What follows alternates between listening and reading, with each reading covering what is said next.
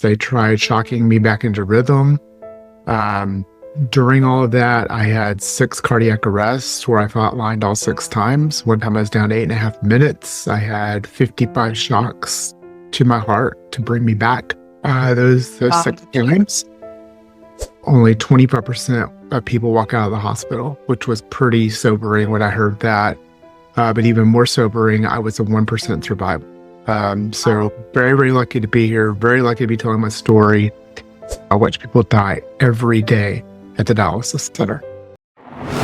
Welcome to CX Gurus Podcast, the show for contact center leaders who've carried the queue, missed the SLA, and figured out what actually moves the needle. Let's get into it. All right, Wes Dudey, the infamous Wes Dudey. How are you? I'm doing good, the infamous Jessica Ross. How are you?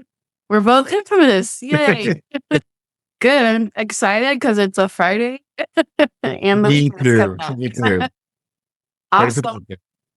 Yeah. So first of all, if you could just introduce your professional self to the audience of those in the CX world who may not know you, but they will after this episode, if you don't mind. Sure. My name is Wes Dudley. I have tell you a little bit about me, and I'll tell you my current role and everything. But I've got 38 years of retail experience. Of that, I have a plethora of jobs. Majority of my career was at JCPenney. I spent 30 years there with 17 different positions. And the last 13 years, I've been in the CX industry and fell in love with it, and have continued my career for 3 other companies along the way as well. And currently, I am Senior Vice President of Customer Experience, Retail Operations, and Project Management Office at Broadriver Retail. And we are the largest licensee of Ashley. So if you know Ashley and are in an Ashley store, we're the largest. So Wow, I am an Ashley customer. Thank In you. a few years, but Appreciate it. I'm one of your customers. We appreciate it. So, for those of you, please follow Wes on LinkedIn. He's always posting great content. He's always at a bunch of different conferences, virtual or in person. So definitely walk up to him and shake his hand. Okay, so since this episode is about kidney disease experience, again, for those who don't know, Wes and I share a common experience in this world. So let's kind of have you start with the journey, your own journey, and then I can explain mine for a little bit as well. Yeah, so my journey, it all started June 21st of 2025, so just over a year ago. And I had, on that day, was having some pain in my neck and my back and my shoulder. Thought I had frozen shoulder for a couple of days, but found out that I was in the midst of a massive heart attack. And with that, I had the massive heart attack, had to have a stent put in. And my body continued to go through AFib, VFib issues. They tried shocking me back into rhythm. During all of that, I had 6 cardiac arrests where I flatlined all 6 times. One time I was down to 8.5 minutes. I had 55 shocks to my heart to bring me back. Those 6 times. And with that, because I wasn't getting better, they had to make a decision my wife had to make the decision. Unfortunately, I don't remember any of this. Had to make the decision for a heart ablation surgery with a very, very weak heart. So it was very much a major surgery on a very weak heart, 6.5-hour surgery. And coming out of that, they had to put me on what's called ECMO life support, which ECMO is basically your heart is not working at all. Your blood is being pumped through this ECMO machine to live for you. And then the heart is just resting. So I found out since all this happened, that, the life support that I was on, the ECMO, only 25% of people walk out of the hospital, which was pretty sobering when I heard that. But even more sobering, I was a 1% survivor. So very, very lucky to be here. Very lucky to be telling my story. But during all that and some complications I had after that surgery, where they nipped my liver and I had to have 29 units of blood because I had massive internal bleeding, had a stroke, and affected my eyes. Well, it also affected my kidneys. And with that, they kept saying had an acute kidney issue and my kidneys just never recovered. So I got moved over to chronic about 8 months ago and have been on the journey to hopefully get off of dialysis someday and get a transplant. And, very excited to hear your story here in a few minutes. But with that, yes, hopefully I get put on that transplant list in the very near future. And if you want to hear all about my story, you can also visit www.wesdudley.org, think organ donation, and you'll get my website, how to donate. And I'm going to continue to be an advocate because kidney donation is so life-saving to so many people. I watch people die every day at the dialysis center, and it just is heartbreaking. Yeah, heartbreaking. And I mean, your story is actually unbelievable. It's beyond, just kidney issues. You've had so much going on. So very thankful you're sitting here with me today. And I do want to tell you look great after all that. Thank you. Yeah, my story's different. And what people don't understand is so many people have kidney failure issues or kidney issues from a plethora of different angles. So for me, I've had chronic kidney disease for 40 years. So what happened was when I was around 5, I had the strep throat virus. And another fun fact is the strep throat virus, even though most of us get it, it can severely affect people in many, many different ways. And I was one of the unfortunate, unlucky ones. In rare cases, the virus can affect your kidneys. And for me, it affected both of my kidneys as a child. So what happened is they got damaged. And then for 40 years, they've been on a slow decline. So I'm thankful they've actually lasted this long. And I've been on dialysis about 18 months. I've had 5 different friends or family members try to go through the transplant matching process, testing and matching process. And unfortunately, 4 of them didn't qualify for various reasons. And then I had one friend, she's actually my best friend of 20 plus years, who about 3 months ago started the testing and approval process and got approved about 3 weeks ago. And our transplant date is August 19th. So I'm definitely excited for that. Very happy for you. Yes. So I definitely want to promote helping you out, Wes, in any way. To anyone. Again, I'm also an advocate on organ donation. So let's kind of tie this around. We've both learned a lot about CX around our own kidney patient experience and even just customer effort. So I like to just turn it to if you didn't step back from an executive role, what made your decision to stay in your current job as you're going through all this kidney experience, first of all? That I'm always curious about because people ask me, why are you still working and why are you still doing this? And because technically we qualify for all the benefits, disability and all others. But for me, it helps me. It helps keep my sanity. It helps keep my mental health to actually be working on something. But I would be curious for you because your role is pretty demanding.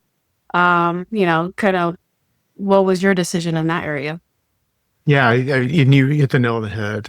It's one that the majority of people at the dialysis center do not work. They are on disability. And, people don't understand that dialysis does take a huge toll on your body. And the dialysis, I'm not sure about you, Jessica, but mine is 3 times a week for 3.5-hour treatments each time. So I'm there about 4-ish hours, 3 times a week. And with that, one of the doctors, one of the nephrologists, told me when I was having trouble getting days switched one time for a work event that I needed to be at.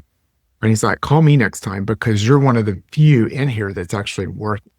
And that kind of hit home when you look at it and you have you know, people don't realize as well, stage 4 or stage 5, and I am stage 5 kidney failure, that we qualify for Medicare at our, no matter how old we are. And I'm not old enough for Medicare, but I'm on Medicare now, as well as my current insurance. And, I could take disability and I could just sit back and collect that. And that's not who I am. One, it's not my DNA.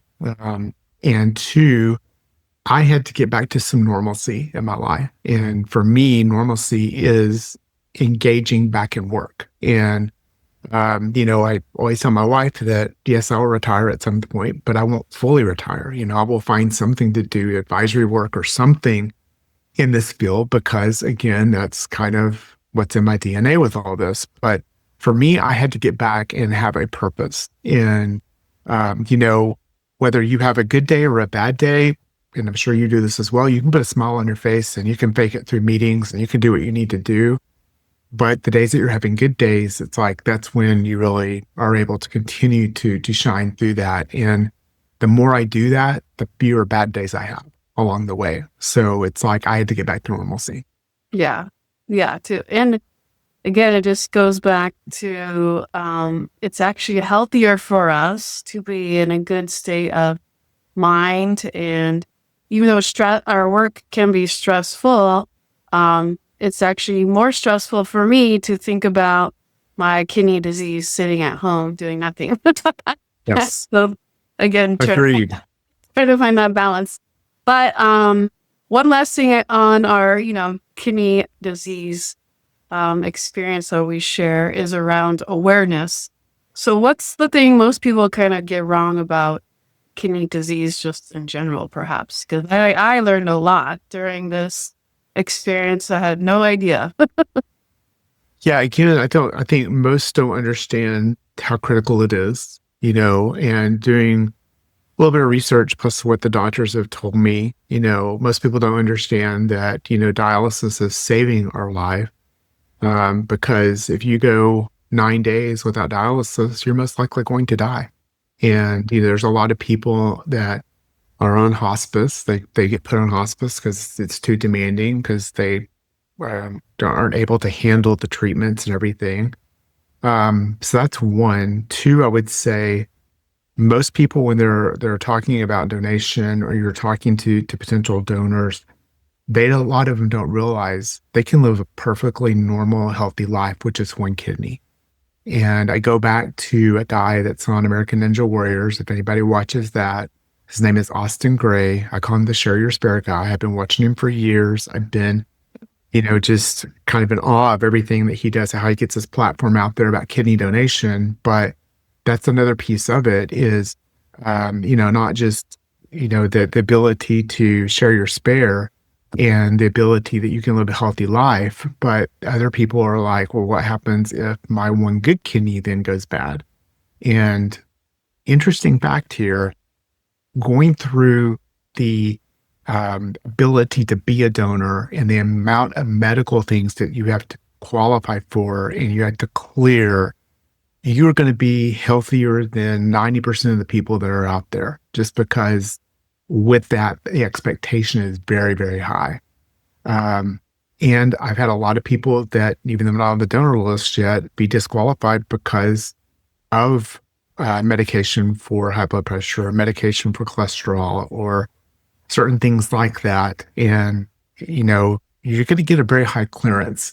But if something happens to that one kidney, it was most likely going to happen to both kidneys. It's not that one kidney fails. It's that both kidneys fail. And then I'll add kind of the third part of that is, when you get your kidney, they're not going to replace Jessica's kidney with another kidney. They're going to insert a third kidney into her abdomen, and that's going to be working. So she will have 3 kidneys, one that's working, but she will have 3 now. So she's special. Yeah. No, Yeah, that's one thing that shocked me. I was like, what do you mean? I'm going to have 3 kidneys and the third one's going to be near my stomach area. So it's unbelievable. Yeah. But back to your point on um, organ donation, it's definitely something needed in this world. And I would say people could take the time to learn about organ donation. Um, thoroughly. I'm a thorough type of person. I want to know everything, or I'm a type A. And then, you know, there's really no risk to donors. Go back to your point on everyone can live off 1 kidney. But I am excited about advancements in technology that's coming, the next 5, 10, 15 years. So definitely keep an eye out on that. All right. So let's talk about what we learned about the customer effort and experience through the lens of our kidney failure journey. So you spent a career designing customer journeys and customer experience paths. So what did you notice first being inside one that you didn't design and you're actually the patient and customer? Yeah. Over my period of the heart attack through losing my kidney function and, kind of continuing on into the dialysis center, what I learned, especially the first 3 months that I was in hospitals, I was in 3 different hospitals over a 3-month period. And with that, the healthcare system was just a total failure. I think that with all that and understanding, um, or I guess I should say, the doctors having an understanding of you need to rest, yet inside the hospital, they have it timed that they start the blood work at 2:30 a.m. So they come in and wake you up in the middle of the night. At 3:30, they come in and they check your oxygen level. And I'm kind of making this up along the way, but Yeah, this is yeah. what happened. At 4 a.m., they come in and they start to pre-wake you up that, oh, you're going to get ready for physical therapy or you got to get ready for dialysis or whatever you're doing. And then at 5 o'clock, they come in and they start waking you up for the day. And at 5:30, they come in to wash you down. And at 6 o'clock, they come in to dress you. But it's like you're up from 2:30 all the way through 8 o'clock that night. And then they come in every hour, hour and a half to check on you along the way as well. So you're not getting the rest your body needs inside the medical facility. I would say one other big piece is the dietary restrictions because I am a type 2 diabetic and I do have some dietary restrictions, yet they were bringing me cake for dessert and they were bringing me Oh my gosh. fried chicken, which I've got now a heart issue and not supposed to be having fried foods. And so they've got this whole diet thing that they think that they're getting you food, but it's stuff you really can't eat or shouldn't be eating, I guess I should say. And then the last part I would say with the failure is they released me too soon from the hospital and I knew it was too soon. And they released me with still about 30 pounds of fluid on me, which was up against my heart, which led to my third hospital stay a few days later, going back in and having some major dialysis and removing about 20 pounds of fluid over a 3-day period. So with all that, I just think that the hospital themselves, the healthcare system itself, it's just a failure. They got to do better. They got to understand it. Yeah, yeah. Yeah, I can totally relate. I mean, when you have kidney failure, the slightest things could bring you into the hospital. And you had more than kidney failure, you had other things going on. In my world, what people don't realize that one of the key factors of your kidneys is to keep all your electrolyte balanced. If one is off, it could be severe. So, for example, sometimes my blood work, the potassium would be so high, they were worried I was going to have a heart attack. So I would have to rush to the hospital, and go through the experience you just described to get my potassium levels at the right level so it's not so high. And then everything, sodium could be so high or so low for me. It was like, well, I was like a walking science chemistry lab trying to keep everything balanced. And dialysis definitely changed my world on that piece. I didn't have to worry about that piece anymore. But the kidney does so much other things that a lot of times dialysis doesn't cover everything. But my friction was just around the kidney transplant list and process for myself and my potential donors, to where I felt like I was left in the dark a lot. I felt like I was the one always trying to be proactive, reaching out and being communicative.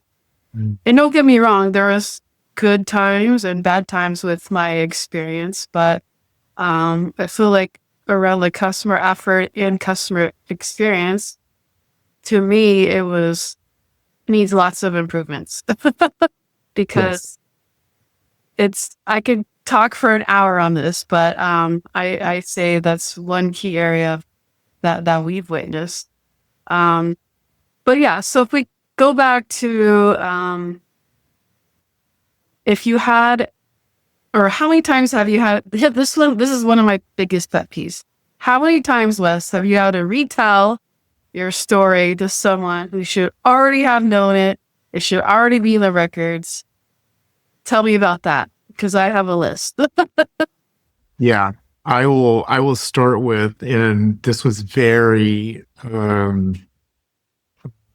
eye-opening just in the healthcare system in general, but especially when I got to the transplant center. And those that don't know, you go through a lot of qualifications and a lot of testing, and they have to make sure that they're going to give a good kidney to someone that's healthy enough to take that kidney. And with that, I have seen probably 15 different doctors just through the transplant journey alone. And every time I go into a doctor and have the conversation, I have to go through every medication I'm on one by one. And at one point, I was on 29 different medications. But now I've gotten that down quite a bit, which is great that I've been removed from several of those. But it's still frustrating. And I've gotten to the point now, I've got them all on my phone, and I just hand my phone to the doctor or the nurse and say, here, you just read it from here, because I'm not going to repeat it each time. And the interesting part is I'm on the Atrium Health System, and it's all connected. So they're seeing the same thing I'm seeing on the portal online, which is just frustrating in general. Second part that I would say with that is the dialysis. They've got to find better equipment and better ways to have notes during the dialysis. Because I don't know about you, Jessica, but for me, it's always, I have to have my lines reversed. I have to have caps off. And I always now tell the tech every single time, if there's somebody that's not like there with me almost every day, I remind them because they don't have that easily noted. So it's just, you have to repeat yourself over and over and over through the system. Yeah. I can't believe we're still talking about those in 2026. Exactly. I remember when this was a topic for contact centers like 20 years ago, to where people hate repeating themselves when you should already know them when you're talking to them. And even today, I see customer support centers, same thing. I still see contact centers, repeating questions to people.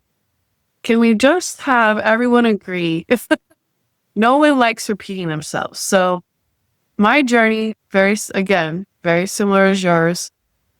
I don't know how many times I have literally said, I've always asked this, how do you think you got this kidney problem? And I just want to say, you should already know. It's been documented for 40 years. The reason why, it's in almost every system here, and I live in Arizona. Every medical system, I've been to every medical type of doctor in your whole body. It's everywhere about me. So here I am again explaining how I got it from strep throat to you. Then, like you, I have to go through the whole journey of everything I been doing all the medications and supplements and food. And someone out there, please create a system, a medical system, a national registry system that every healthcare provider is hooked up to.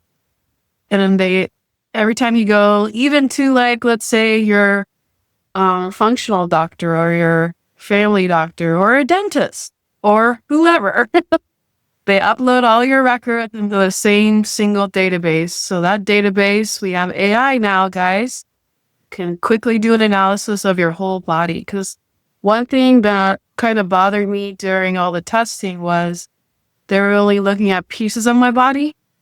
So, where the kidneys are, so the center part of your body. But I was like, well, what if I have some nodule in my throat, or maybe there's something wrong with my brain or in my foot, where it's all interconnected, and they never check that. I actually had to go and myself self-fund a whole body MRI just to give me peace of mind that there's nothing else like hidden in my body. Because one thing about transplants that a lot of people may not be aware of is we have to take immune suppressors for life. When you suppress your immune system, that means other things in your body may go wrong or something may pop up over time. So again, just peace of mind. But yeah, back to please just know me before we talk, please. Even if it's just a little bit, it'll definitely improve the customer effort, the customer experience, and please work on that. So as we look at the contact center customer effort journeys and our kidney disease experiences, was customer effort a metric you actually watched in your current leadership role? And did you experience as a patient teach you anything for your company? Did you actually learn anything positive? Or just the what not to do? Yeah, I'm going to take a little different spin on that question. Okay. Because yes, we watch customer effort score. And, we are grade our team on all their KPIs, but that's one of them that they're graded on as well, and it's very important to us through our customer journey that we do want to take effort. My ultimate goal is to have zero contact resolution. And, how do we correct a problem for someone before they even know it's a problem? And, you can't do that in every situation, but how can we get to that? And when I was going through my whole health journey here, that it became really difficult for my wife because everything was so discombobulated. And with all that, my wife, from a standpoint, she's making truly life decision. She's having to be there during medical rounds when I was in ICU for a month and a half. And, with all that, making sure that she was there to be my advocate. As I get out of the hospital, she's having to make arrangements to have the ramp put in so I can get in and out of the house to go to dialysis. She's having to make all my medical appointments. She's having to, get the stuff installed in the shower so I can actually get in the shower because I really couldn't walk and had to have a walker and all these things that came with it as I was in recovery. And all the effort was put on her 100% of the time. And with that, no one was there to help her.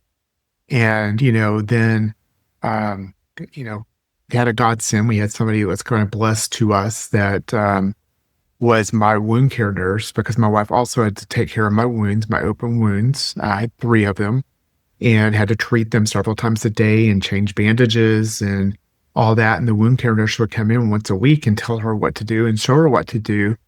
And she became kind of our support system, and still in contact with her today. And with that, it's been, when I look at somebody like that took it upon themselves to kind of guide us through all this, where there was nobody to help guide. It was just kind of you're sent home and this doctor's told you this, and this doctor's told you this, and this doctor's told you this. Well, all 3 doctors are saying different things. Now they're in conflict, and we had to make those decisions. And that was really frustrating. And, when I do look back at our contact center, and you talked about customer journey mapping, that's one thing that was important to us, is understanding our processes along the way and making sure that we're making it easier for our customers. And you mentioned AI, the technology you can put in place to help with some of that. So there's just a lot more that I feel the medical system could do that we are doing inside contact center. I'm not saying there's friends that are in healthcare, because I know there's people that are going to listen to this that are friends of mine that are in healthcare contact center. Not saying your contact centers aren't running right. Yeah. It's the medical field that's really they struggle with. Yeah, I totally agree. They could adopt processes, best practices, technology, for sure. So, okay, well, as we close, what advice or closing remark would you give both the CX leaders in healthcare and just in general across the board, specifically about improving effort? Yeah, I would start with your call centers. I would make sure that they've got a good understanding of all their processes, which I've dealt with good ones and bad ones through all this. And when I'm talking healthcare, I'm also talking insurance, by the way. Medicare, don't even get me started on the government part, because that was a whole nother That's another podcast session. that'd be a whole nother 30-minute conversation. Yeah. Exactly. But I do believe that most effective inside the healthcare piece itself, they need to understand the customer journey, and they need to understand from the time you walk into the hospital, or the time that you're taken by ambulance, or the time that you step into a doctor's office, and understand what their journey is. And, I happened to go to an eye appointment earlier this morning, and got some bad news there too, by the way, but it's another whole story. But with that, it's one that when you walk in this particular ophthalmologist's office, I walk in, they take me to this test, they take me to this test, they take me to this test. The doctor comes in, or the nurse comes in, they talk to me, the doctor comes in, tells me, we're going to do this, this, and this.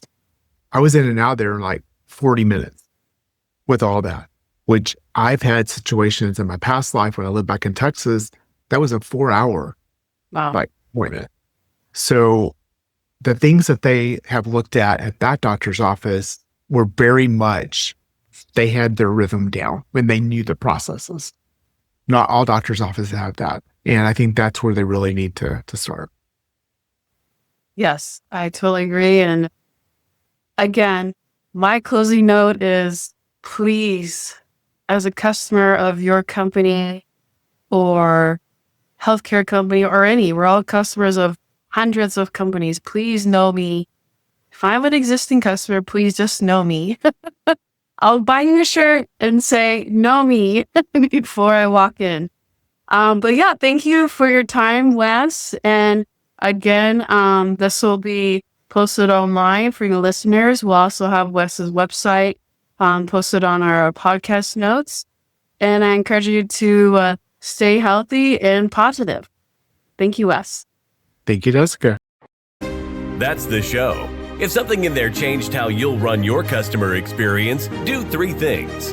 Follow CX Gurus wherever you listen, send this episode to the one person on your team who needs to hear it, and come find the full library at cxguruspodcast.com. See you next week.